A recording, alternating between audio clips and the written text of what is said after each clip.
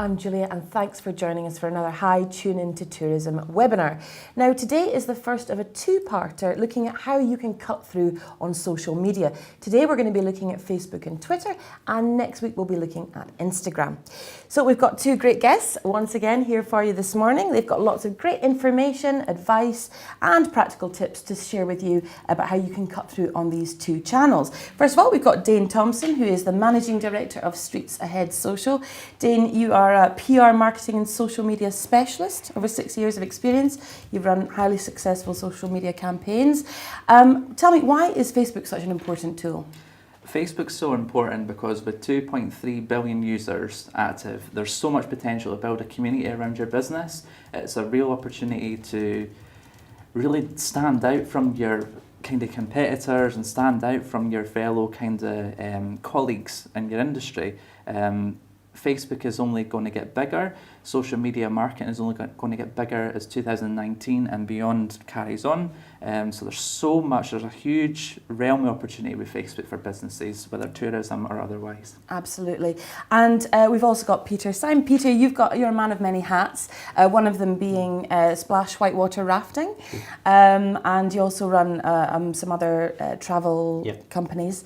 You think you're quite strong on this. You think Facebook is the most powerful tool for tourism businesses? It's without doubt, in my opinion, the most powerful tool for tourism businesses. There is no other technology tool out there or other means that lets you know so much about your potential customer. Mm-hmm. And business is about building relationships with customers. Therefore, Facebook is giving you all the information you need about your potential customers. Absolutely, and we spoke about this a little bit last week. Some people watching were a little concerned of just how much information we were able to get about our customers and the ethics of that. You've got about over 50,000 on Twitter. We've got over 50,000, on Facebook 30-something thousand followers.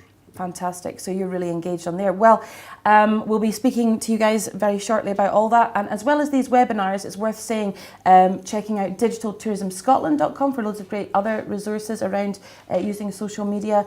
They also run workshops all over the country, especially in this realm, which can help your business. So have a look for those. Now, we want you to be involved in this session today and to ask your questions so that you can get the most out of it. And we do have Richard, who's going to be sitting manning the chat box. Richard, over to you. Thank you, Julia. Yes, I am here. So if you're watching now, you can get involved if you're watching on live stream right now, you can get involved in the chat box.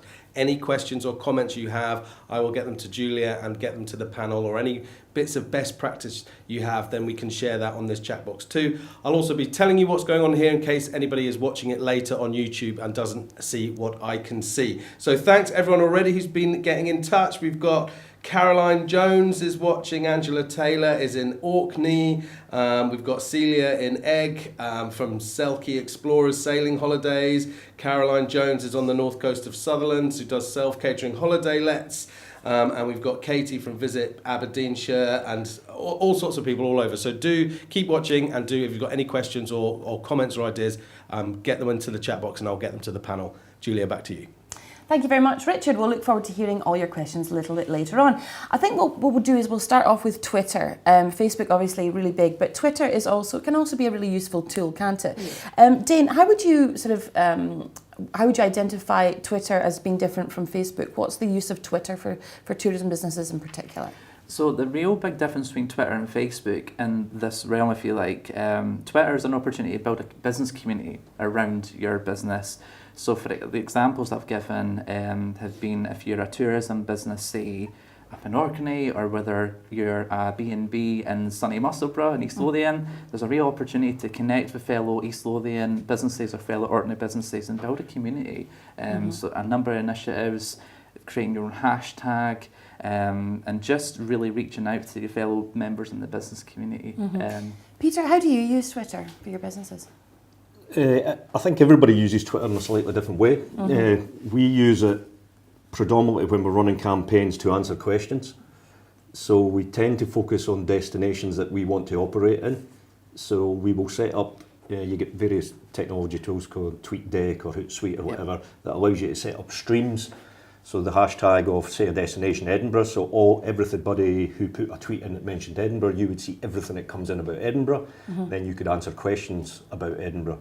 So for example, we've got a business in Marrakesh where we set up all questions to do with Marrakesh. We see that coming in, we answer them questions. When we answer that questions, that leads to a conversation with multiple people that we've never met before, and through time that leads to business coming through that. So people are using Twitter as a sort of source of information, and because of the nature of the way that it works, using hashtags, etc., you can then harness that to draw people to your business. And you're doing that by providing almost a service, an information service about the area, which you then hope will transform into business for you. One thing with Twitter I would say, it's quite intensive from a time point of view, particularly if you're using it at scale. When I say if you're using it at scale, if your destination is a small rural town or village in Scotland, there may not be that much activity around that destination or the questions on a given day. Therefore, it's quite easy to spend 10 minutes, 15 minutes in the evening looking after that and staying really on top of it over the long period of time. If you're looking after a destination like Edinburgh, the questions coming in or the streams coming in will be much more... Would be overwhelming. And therefore you need to have the resource to be able to do that. But obviously the more targeted your streams, so whatever your product or service it is, you can really get your streams targeted down to be closer relevance towards what you do. And is that really you found the best way to use Twitter for your business? By research and one, you have to understand who your potential customer is. Well, that's the next question is, I guess it's knowing what the audience is on Twitter and then knowing who your customer is. It's knowing both audiences, who your customer is, and it's also being aware of what's going on in your destination at any given time. Is there certain events going on? Is there things going on that's going to drag people to your geography that don't happen at other times of the year, sporting events, festivals, etc., because that's going to generate questions. And if you're the person there answering the questions, that builds a relationship with your business. And as you said, it is a social media channel. The point is that people are being social, aren't they? So when people are on social media, they're not looking to buy, and so you have to really think about that in terms of how you're targeting them or trying to engage with them. We structure everything across all social channels to be 90% either answering questions or inspiring, and 10% selling. So we only go to the selling 1 out of 10 times. So if we're doing posts, it's lucky if it's 1 out of 10. It's often 1 out of 20, 1 out of 30. It's much more about the engagement and the conversation to build the trust before you get to the point of selling. So I guess we're starting already to realise that there is an awful lot of time involved. There's a huge, commitment to, creating that engagement that isn't actually about selling, and that's gonna be a bit of a long game, isn't it? Yeah, the social selling, and essentially, I think you've summed up really well there about the 90% and 10% selling. I mean, you've still got to remind people that you are a business and get in touch, but you can do that in a really quirky and really fresh way. It doesn't have to be a bog standard. Here's our website and get in touch with this way. It's more about I'll give you 5 reasons to get in touch with us. Do it because you can be really quite, if your brand voice is in part and in tandem with Twitter, then you've got so many potential there to just bring people in. So the audience on Twitter, how would you define the audience on Twitter then? Specifically, the engaged ones are very engaged because they're addicts to Twitter. But there's a huge audience on Twitter that is very random. They're not there all the time by any means. Your reach on Twitter, even with big followings, is tiny. Therefore, if you're going to treat it seriously, you're going to have to be there a lot of the time. Because even with big accounts with hundreds of thousands of followers, they're only going to reach 1% or less without going down the paid route. Therefore, they have to be there constantly to reach. One of the disadvantages of social media, and there's advantages and disadvantages, and a lot of tourism businesses don't appreciate how long the long game is. The long game isn't a long game, it's a never-ending game. It does not stop. It's every day, and if you don't do it every day, you fall off a cliff. And you've seen that in practice. We've tested it. It's not the same as Google, where you can do X amount of work in Google and you will get a result for X number of years or months if you're in a very competitive area. in the social, you do work every day. And if you don't, you won't see the results. So what you've discovered then on Twitter is that, especially as a tourism business, the best way for you to engage, the most effective way, given the number of users, how often they're on, is to perform a service where you go out and find people who are asking questions about an area, provide a bit of information for them, and then hopefully that's your... Most small businesses in Scotland, small tourism businesses, I totally understand that because I run a small tourism business. They don't have the resource that social requires. Therefore, the way we've got around that over the years, from trying it always, so the experiment, fail, win, is we now focus when we're in campaign mode. Right. So we drip feed every day, but that can be helped by tools and technology. What do you post every day? That mostly inspiration and mostly not about us. Right. So we post about, particularly when we get to Facebook, we very rarely post about us on Facebook, Twitter a bit more, but it'll be around our industry, around our sector, around our destinations, but not about us. And Dane, you suggested perhaps using Twitter, it's quite good people, and I've done this myself, is creating almost games where, you can create a hashtag and get people involved, whether it's, 5 words to describe a film or whatever, something fun like that. Finish the sentence. Finish the sentence. And think about how you could do that for your tourism business, or how you could, capture people's imagination in a fun way. And as you say, connecting with other businesses in your area, using hashtags and atting them in as well, your tweets. So that's Twitter, I guess, is something that you do need to do, but it's not necessarily as powerful a tool as Facebook is in terms of driving sales. I wouldn't say it's Twitter something you have to do. Each Right. business has to make a decision on what social channels they're going to use. I would argue that it's virtually impossible for any small Scottish tourism to use all social channels well. Because of the time involved. Because of the time involved. Therefore, each business has to understand its customers, existing and potential, where they are, and then discover what social channels are best for that business. Because different styles of business have better connections with their customers via different channels. So Twitter isn't for every tourism business. It comes down to tone of voice, it comes down to what it is your business is. 100%. And I think probably what we keep saying this is listening rather than asking, isn't it? I think it was you, Peter, that said that. It's about really thinking about what do people want? Well, people like people who help them, and that's how you're choosing to engage on Twitter. What I would say as well, just to kind of quickly add on with Twitter, there's so many ways that you can be utilised, and I mean they have the in case you missed it function, so they'll kind of collate some of the best tweets. So it's one of those, it's making sure that your tweet's engaging to be seen in the first place. So it's making sure that when you are spending that short amount of time, you're creating ones that resonate with your audience. So you've got the kind of in case you missed it function that shows that you've got the pinned tweet, you've got your cover photo.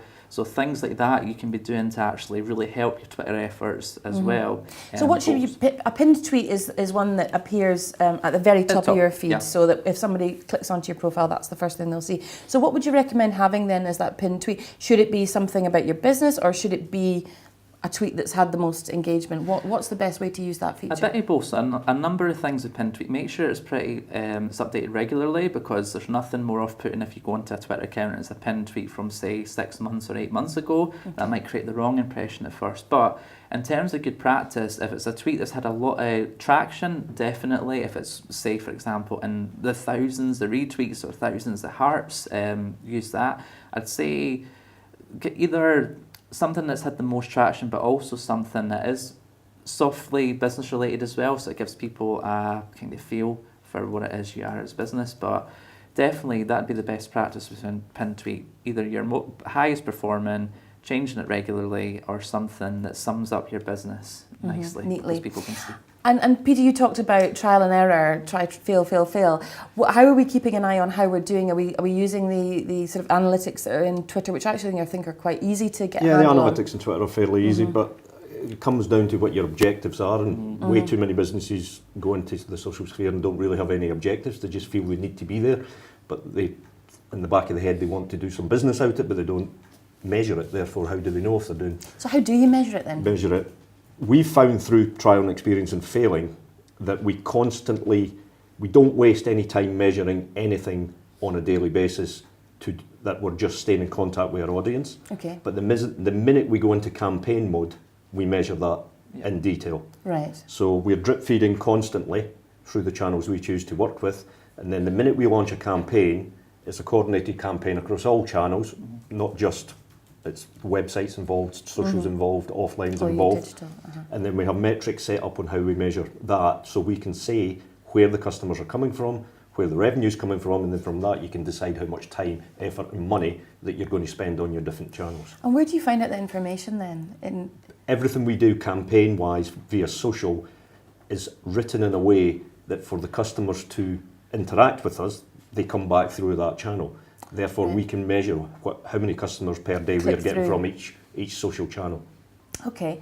Well, I think that's, we've got so much to talk about in Facebook, and I appreciate, we could probably talk about Twitter for a bit longer, but it is, I guess, knowing your customers, what you're trying to achieve, whether it's worth doing at all, because I guess with all of these social channels, if you're going to do it, you have to do it, you have to commit to it, don't you? Yeah, absolutely. So maybe making a decision as to whether that one's right for you. You need to know the end of your story, so what's the end game, and also, to kind of touch on the measurement part, you can use things such as Bitly, etc. to measure kind of your What's outputs.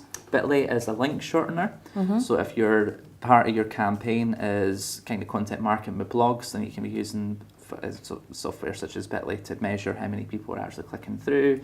So it's been savvy and smart about just measuring. Obviously you've got to constantly measure what your kind of return is, but at the same time it's kind of, my experience 80-20 is 80 soft social and 20 kind of hard measurement. But Bitly, Twitter analytics and even your Hootsuite analytics as well are all great starting points to measure. So think about providing a service, think about linking in with other businesses, and think about selling your area probably more broadly than necessarily your business. Just on the measurement thing, and I keep referring back to this, the vast majority of tourism businesses in Scotland are really small businesses. And when you get underneath the skin of the owner or the people running it, the only thing they're really interested in is how many inquiries are coming in and how many of them inquiries convert. So there's a temptation when you get into the social world to end up measuring likes and reach and a whole host of metrics that have a use and are relative, but most small businesses are not going to have the capacity to do all of that. And at the end of the day, what they're interested in is how many inquiries and how many of those inquiries convert. And from our perspective, we measure two things: how many inquiries and how many convert. The rest is not here or there to us, really. Sometimes we get massive reach, sometimes we don't, but we don't really pay attention to it, because the thing it tells us whether it's working or not is the inquiries and the conversion. It would be slightly different conversation if I was brand building for a bigger business who had an awareness to build a brand, whereas most small Scottish tourism businesses, they may talk about brand, but what they're interested in is inquiries and conversions. Bookings, absolutely.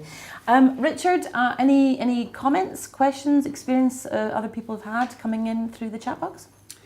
Thanks, Julia. Yes, we've got lots of people making comments. Interestingly, Jane Slaughter's just made a comment that she's talking with Andy Martin. Andy was wondering if it's worth having Twitter if you're a really small business, or if it's a lot of work for not much reward. I think we were just sort of addressing that there on the panel. But Jane says that Twitter is number 3 on the social media channels after Facebook and Instagram, is mainly used for communication with other local businesses. So that's her experience of putting a little bit of less time into Twitter. Catherine has a simple question: is it okay to tweet several times a day? And I think, again, that's sort of been addressed. If we've got something to say, then I think it's fine, as far as I know. And Emma's comment was that she finds Twitter quite scary because, you are quite exposed. I know exactly what you mean, Emma, that you can be quite exposed, and if you say the wrong thing or accidentally post something, you could be hounded, So, that is something to bear in mind, exactly what your voice is when you're on Twitter. So, lots of comments, lots of action in the chat box. But for now, back to you, Julia. Thanks very much, Richard. Yeah, that is something I can imagine you could be frightened of, being hounded off or a PR disaster. But I guess if you're smart about it, you're not going to be As long as you don't do something terrible, it's not going to No, I reflect mean, badly on I your think business. definitely keeping an eye on your hashtags and what you're using, because there can be some hashtag catastrophes, and there's been some in the past.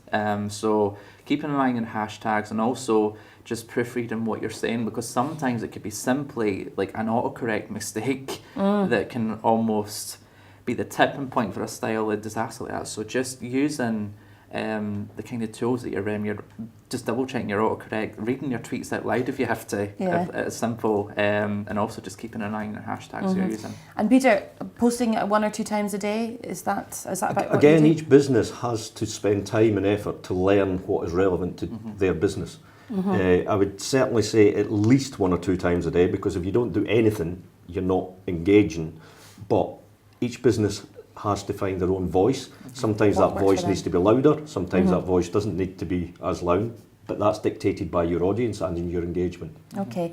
And Wendy Nichols just asked, should you have the same content on Twitter as on Facebook? No.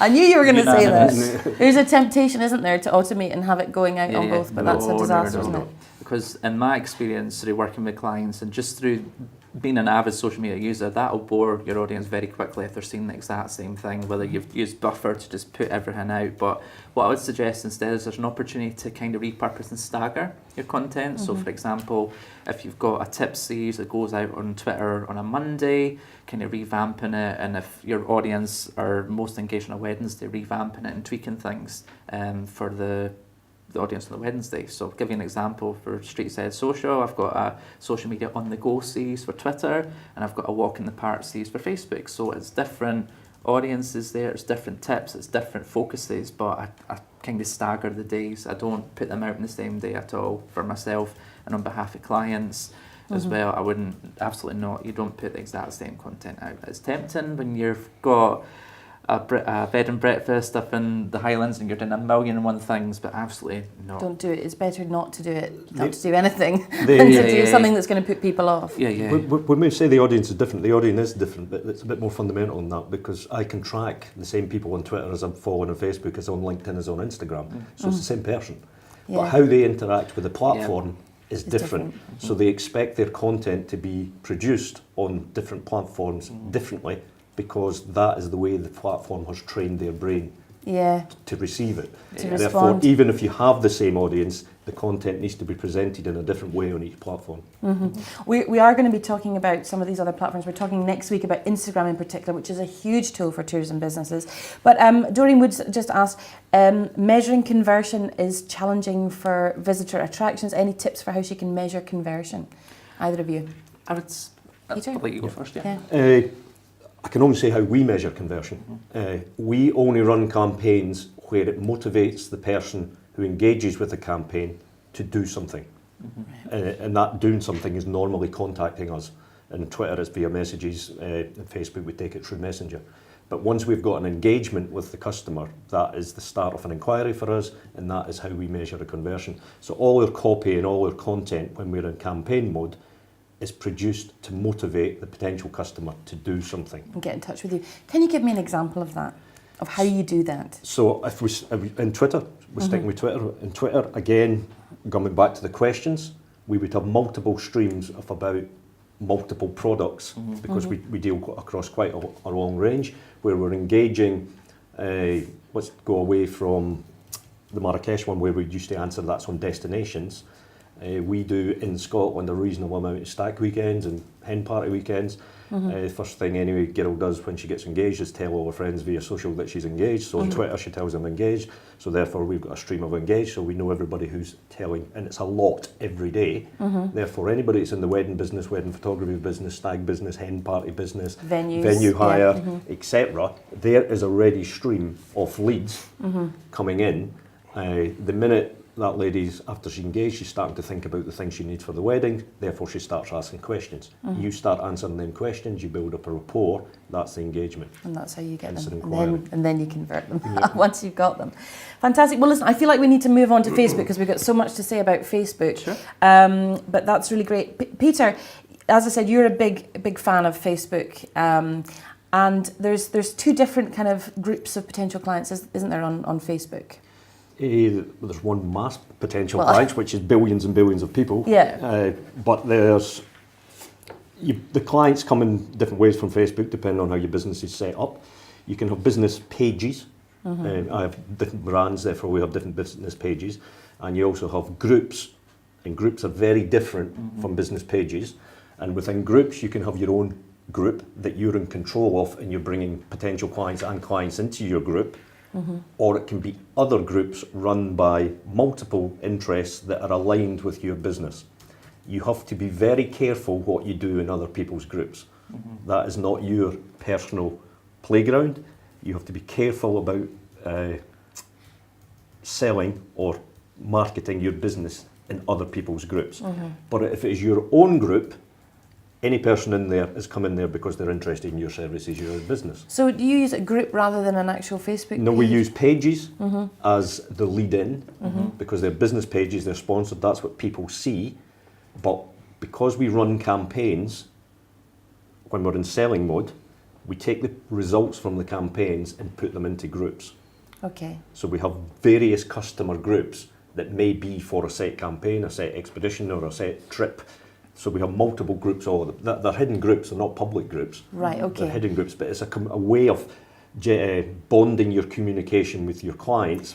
How do you actually do that? How do you create those groups then? It's just you go in, you create a group, give it a name, invite the people in, and they're Right. going to say yes because they've become interested in what you're doing, or they're all at that stage with us, they've normally accepted they're doing some business with us. So there's but that's not necessarily a way for everyone to do it, that's just the way we do it. The business page, I would suggest for any tourism business, is definitely the way they have to go initially, because that is your shop window on the high street of Facebook. So Facebook's a very big high street, so your shop window is going to be incredibly tiny. Therefore, it comes back to what we were talking about earlier. You need to understand who your customer is, because your customer is on Facebook. Fact. Yeah, It doesn't absolutely. matter what your business is, they're on there. But for you to engage with them, you need to understand who they are. So, and as you said, Facebook, I think we've got the statistic there, Facebook's accessed on average 8 times per day, and that's it's the biggest one. Then Instagram 6 times a day, Twitter 5 times a day, Facebook Messenger 3 times a day. So Facebook's right up there. It's the one that people are most engaged with. And as you say, knowing your customer, there's no better way to find out about them than using Facebook, because there's so much information on there. Dane, there's different ways you can do that, isn't there? You can use Insights in the first instance, can't you? Yeah. So Insights tab on your Facebook page. So people and kind of location are the main things you'll be looking at there. So people and posts are the two sections you'll be looking at. So you get an idea, a demographic of who's visiting your page, and also just kind of breaking it down where they're from, etc. So they're the two main part in your insights you should be keeping an eye on, definitely. Just to quickly touch on something great you said there about the Facebook page and groups, I would say to summarise with that, like think of your Facebook page as being like your shop window, and your groups as being like the one-to-one shopping experience. Like that's what I would sum it up as.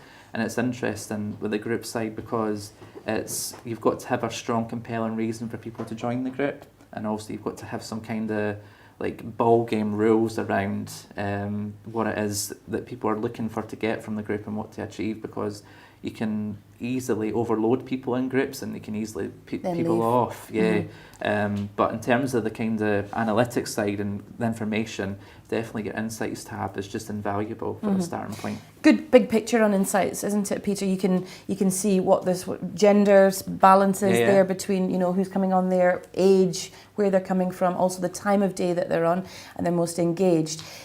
That's big picture stuff. You can nail down though even further, can't you? In terms of, you suggested maybe looking at some of your new likes, the new likes that come in, actually look at those customers and see what sort of things are they interested in. And that's a way of finding out more about them. Peter, you said it's not that the mistake people make is the people that like your business or people that like rafting. That's actually not how we need to be thinking of it, is it? No, you need to be thinking what business you're in. And a lot of people think they're in a tourism business that does X, whereas reality, we're all in the entertainment business. Again, tourism is entertainment, that's what we do. So we're competing with a very wide range of entertainment that is increasingly growing all the time and is increasingly good. Therefore, although the market's growing, it becomes harder to be that small voice in that huge loud voice. Therefore, it comes back to really understanding your customer, who they are, who your existing customers are, age, gender, what they like, what they don't like, when they're engaged, seasonality, what times of year are they engaged, how many times are they going to be engaged. Because once you know that, if you know that and you write it all on a bit of paper before you go anywhere near Facebook, it makes a huge difference on your time and effort when you start targeting via Facebook. And it is a lot of time and effort because, as you say, and we said this last week when we were talking about creating a digital strategy, you have to think like a media company, you know, rather than a tourism business with your digital output. And so that content that you're creating, you're going to have to do quite a lot of that. Or you can be sharing other people's content. So getting into the sort of interests that people have, and that can be like the kind of TV shows that they like watching, or the kind of activities that they like doing beyond just your business. And it makes it easy. It's also a bit easier for you if you're not having to create all your own content. Right. Therefore, if I'm in the adventure business, therefore, if I'm putting out 10% of my own content and 90% of other things in the adventure world, I know my client base is interested in these other things as well as what I do. Therefore, it allows my business to have a wider scope, a wider interest for the clients, rather than constantly just putting out what we're doing. We're putting out stuff from all over the world that is aligned with us, but not what we do. Right, and you are constantly thinking about how you can entertain. So you're keeping the attention of those Facebook likes to then eventually sneak in a little, to try and sell to them.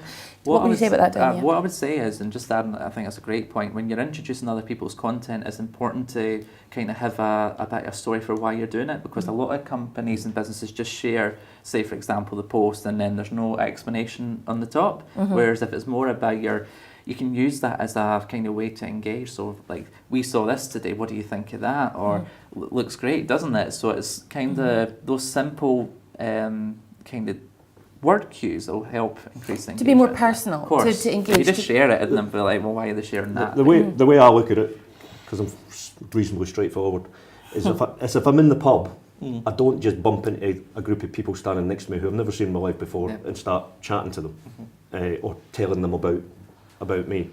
Now, we have a lot of tourism businesses get the social side confused with the Google side. Google is answering questions, right? So Google, you go to Google, you tap in a question, Google answers it. It's very simple and straightforward. The social side, people are there to be social. They're not there to be sold to, and they're not there to be interrupted, really. Therefore, if you are going to interrupt them, and that's what you're doing, you better make sure you're doing it in a targeted way, that what you're interrupting them with actually aligns with them. Otherwise, it's all going to go horribly wrong. Okay, I think that's such a good point, Peter. Richard, what's happening in the chat box? Well, thanks very much. I just wanted to say, listen, this is an absolutely fascinating session today. Word has clearly got out, because since we started broadcasting to now, our viewing figures have nearly doubled. So word's out. I want to just know if Cassie McEwen, have you refreshed your browser? Is anything happening? And just people are genuinely being in touch. It's gone very quiet in the chat room because people have just been saying these are fantastic panelists with great insight. So I just wanted to say, don't forget to keep asking your questions, and at any points do get in there. But Peter has just asked a question. Should we be changing our business page main photograph on a regular basis for his B&B? That's a question from Peter Moss. Back to you, Julia. Thank you very much, Richard. Well, there's a question. Dane, what do you think about that, changing a picture? I think if it's a B&B, it could be seasonally. So if there's a particular season where they run certain events, or they have kind of certain things going on, I think seasonally it'd be plentiful to change picture. Or if there's big things happening, events like Hogmanay or absolutely, you can use your cover photo to really help promote that. So I'd say probably your display picture would be pretty neutral and stay the same for all the things. It's usually either your brand logo or a kind of captivating, say, as a photo your premises. Something that sums up your business. Whereas your cover photo, definitely I would say seasonally would be a good. What about you, Peter? What do you think? These points are all relevant, but just on a bigger picture, we're in the entertainment game. We're in the tourism sector of the entertainment game. Then if you understand people in general and how they're engaged in social platforms, they're visually led, not led by writing. So be it video or photographs. Therefore, if you understand people are visually led and photographs are a big thing, I would say any tourism business, no matter what you do, should be posting a lot of photographs. high quality photographs. And that's easy to do now. I mean, our phones are the best cameras that, you know, have ever existed, really. And Yeah. If I give you, when I say a lot, we have over 500,000 photographs online. Wow. And how regularly are you posting Every during the day. week? And photographs every day? What about video content? Video content 2 to 3 times a month of our own video content, but photographs, we'd love to do more video, but as you know, video is much more involved. Yep. But photographs, we take photographs of clients every day, they get posted every day. Great. And if you didn't have clients every day, there's still things in your area, your destination, that you can take photographs and post photographs a lot. And people love that. And Dane, your point was that people like to, on social, people like to see people being people. Yeah, absolutely. So we talked last week about, Libby was talking about the journey of the eggs, for example, you know, little videos of seeing the chickens and seeing the staff and using your staff as a resource to create videos, to get them to create content for you. There's their Facebook Live feature, and you think that's quite a good tool as well. It really is. Like, if it's done well, so you've told people in advance what's happening, you've got a compelling reason for going live, and you've got, again, back to the kind of end goal, you know what the purpose or what the goal of the Facebook Lives are, then they're absolutely invaluable for your business, because there's an opportunity there to answer questions, whether it be a drop-in style Facebook Live or whether it be like a sit down with a fellow business owner style live, like an interview style live. There's so much potential there. Do you ever use Facebook Live? We use Facebook Live now, and I qualify that now because many businesses listening to this will be rural. Yeah. To use Facebook Live, you need a very good Connection. 4G signal that's going to be constant. Otherwise, you're just going to upset the audience because it's going to drop all the time. So if you get a very good 4G signal, Facebook Live is a great thing. We use it actually filming adventures like canyoning, rafting, etc. But it has to be thought through. You have to pre-plan it.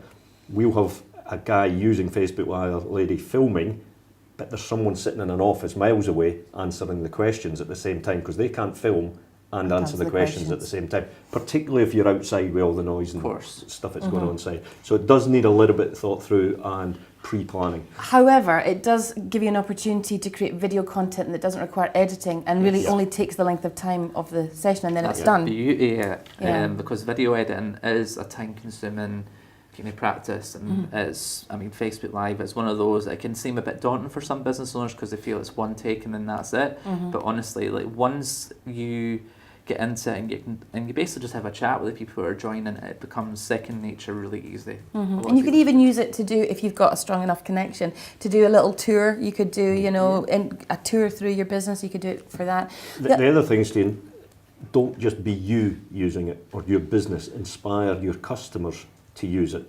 So if you want a B&B, let's use the B&B in obviously in a rural area in Scotland again, and you happen to have a nice B&B with great gardens and there's a couple sitting out in the gardens, go and ask the couple, do you use Facebook? If they use Facebook, do you use Facebook Live? If you get that yes question, get them to do it in the garden of your B&B. Pauline Corrigan's just asked, what's the best way to use a smartphone to enable easier mechanics for posting content? Oh, that's a really good question. Yeah, it's a good question from Pauline. I think in terms of using the smartphone to enable better, so first of all, I think it comes down to knowing your camera well. So coming back to something we said about the photos, and I mean, we are visually led, it's using things such as your grid lines and using your cropping features.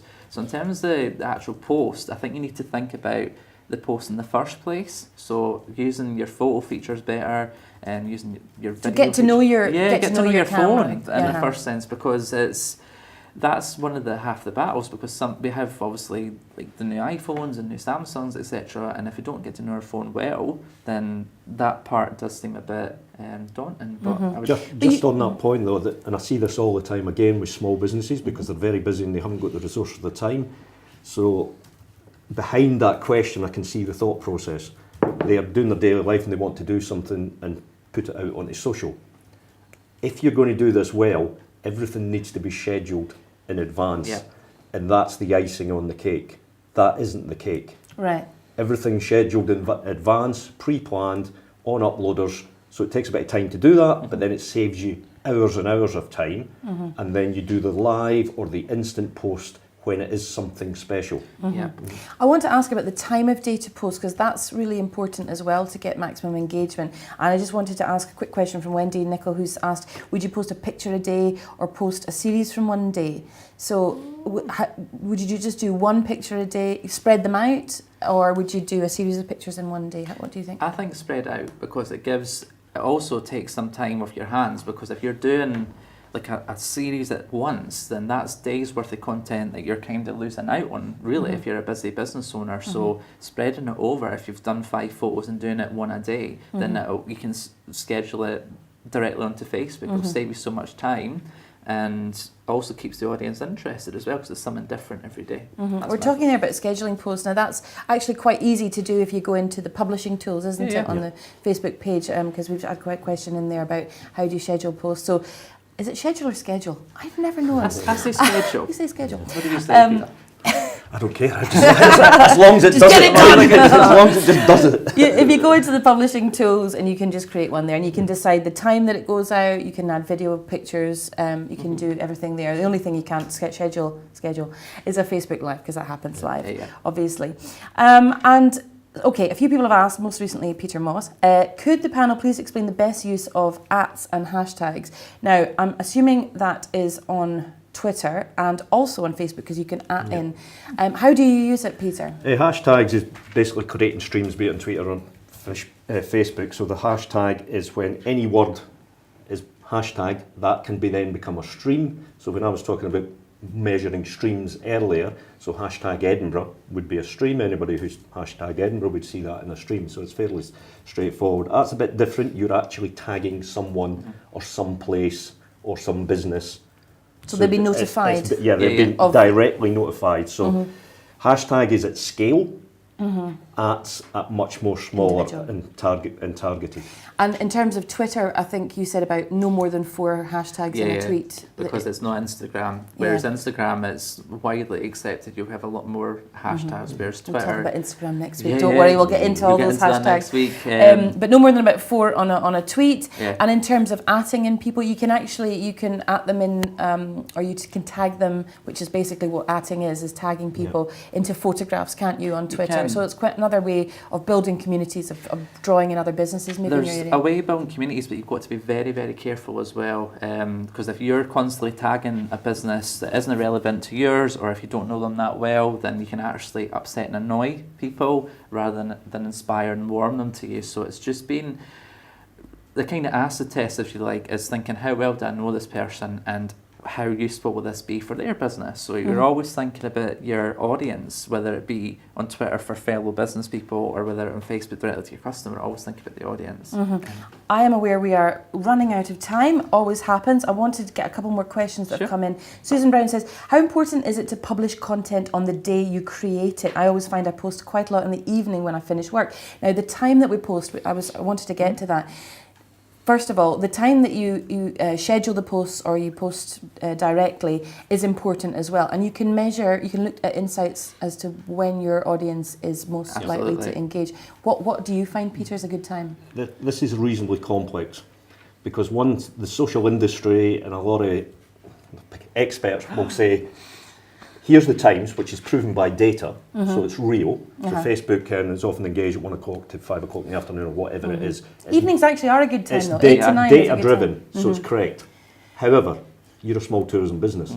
You have to understand what's going on in your environment around you. Therefore, that makes what your timing is relevant. So let's have an example. I have a business in Aberfeldy, but there's a massive event in Pitlochry with 5,000 to 10,000 people turning up for 2 days. Therefore, my posts are not what the data from Facebook's telling me. It's because I know when these people are in the village next to me, en masse. Therefore, I need to be posting to serve that local market at that time, because I have a particular product that is often booked in the last 48 hours in destination. Therefore, it comes back again to really understanding your customer, really understanding the environment around your business and all the changes, and understanding a bit of the data that Facebook provide you with and then intelligently applying that at different times to suit your business. And I guess in terms of Susan's question about publishing content the day you create it, I guess thinking about creating content that doesn't necessarily have to go, isn't relevant specifically to that day, so that it has a life and you can schedule it, so you can give yourself a wee bit of breathing space there, so you're not constantly chasing your... So much potential. There's two ways in that. Your content, if you're creating it, there is no real driving for that day. If it's user-generated content, your customers, they want it out that day. Right. And it's good for your business for them to get it out that day. So there's a lot to think about, isn't there? Okay, well, we've only got a couple of minutes left. Tim Hamlet says, is the quantity more important than the quality? Also, as a seasonal business, how do I keep up interaction over the winter months? Oh, that's a good question. So the first part of that, quality is definitely, it trumps quantity over. I mean, think it as kind of like a pond and a sea example. You're better for your business to have a smaller pond for biting fish than having a sea with just loads of people that you don't know whether they're interacting or not. And in terms of the content, it's better that it's a higher quality than you're just getting any old posts out. Absolutely. I think that's possibly what Tim was asking about there. And Peter, I don't know if you have an off season. No, we do. Winter is a very painful off season for so us. how do you keep up engagement during those months? So you always have to be thinking the long game. You're not in business for a year, you're in business for decades. Right? People are sitting in Scotland in the winter, in the dark, in the cold, feeling pretty miserable, and what are they looking forward to? The lighter nights, the summer, the things that are coming. They plan, and they may not do in the winter a lot of the things that the tourism industry provides, but they plan. So therefore you're in inspirational mode during the winter, maybe campaign mode, but you're selling forward, you're not selling for that day. And I can't estimate how much the inspirational bit for most tourism businesses is important. They're not going to be ready to buy just because you say, please buy. You have to get them down that journey. And the winter is a good time for doing that. So you're constantly inspiring them so that when the time comes for them to... I would go as far to say as you should be more engaged over winter. As a seasonal tourism business, we put more effort in over the winter than we do because in the summer we're busy looking after clients. Therefore, so that's an opportunity. There's a lot of planning, a lot of scheduling, a lot of work goes on in the winter to inspire that business to come in the summer. Okay, I think we should go one last time over to Richard. Richard, what any final comments from you in the chat box? Thanks, Julia. No, just wanted to say thank you to everybody for the brilliant questions that you got in today, and for all the comments and everything on the chats that you've been having amongst yourself. A very inspirational session today, and inspiration mode. I think we all love it. And also good to be able to get your questions directly to Julia onto her screen today. So keen viewers will see that my role was much diminished. I might not be here next week. This could well have seen the last of Richard in the chat box. So if that is the case, then it's been emotional. Back to you, Julia. I don't see you disappearing anytime soon, Richard. So before we go, Dane, most important final top tip when using these social channels? Top tip is, back to something I said earlier on, people like to see people being people. Just be yourself and know your brand and your business voice. And know your customers. Know your customer. And Peter, what's your top tip? Learn every single thing you can and spend as much time as you can on Facebook. Right, okay. You don't need to tell me that twice. I think I'm on there too much already. Okay, well, thank you so much to both of you today for your time, your knowledge, all your expertise, Dane Thompson and Peter Syme. And as ever, the full webinar will be available on the High YouTube channel. That's youtube.com/HIE Communications. So you can watch that back. If you've missed any of it, there'll also be highlights of that, which you can share as well. Next week, as I said, we're going to be talking about Instagram, a hugely important tool for tourism. You can get your questions in as ever, easier than ever now. Follow us on Facebook, of course, you must. At Highlands and Islands Enterprise, bit of a mouthful. And on Twitter, it's at HIE Scotland. So yeah, until next week, I've been Julia Sutherland. Thank you so much for joining us today.